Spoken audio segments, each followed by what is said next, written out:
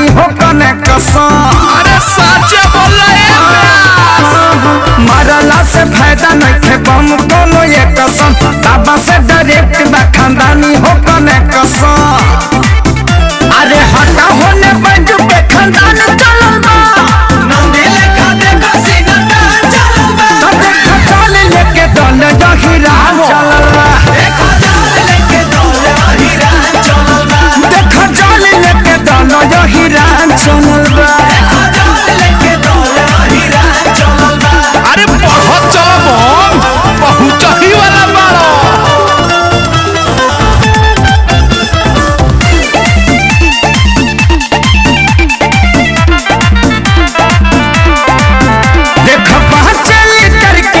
जल भर लोटा ऊपर से बारिश स्पेशल हो कोटा 100% सच हो। अरे जानता ही बच्चा बच्चा सभे बड़ा मांड के मिलल बाया शीश शिव से जती है बरांड के। बाबे खातिर बाबा से वरदान चलल बा।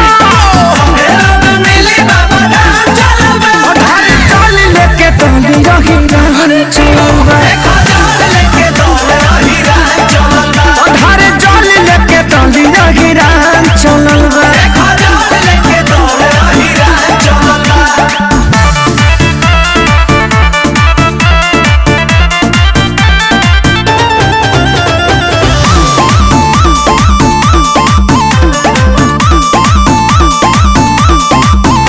अरे संजय पंकज कल टीम इजुबाई खेसारी दीपक लगी है ना लाई पैर भी बा।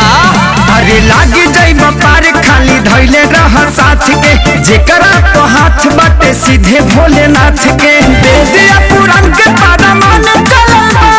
हमारे अनुज सब तमाम चलल बा। उधारे चल लेके दोनों जहीरान चलल बा। देखा चाल लेके दल जहीरा चलल बा। उधारे चल लेके दोनों जहीरान चलल बा। देखा चाल लेके दल जहीरा चलल बा।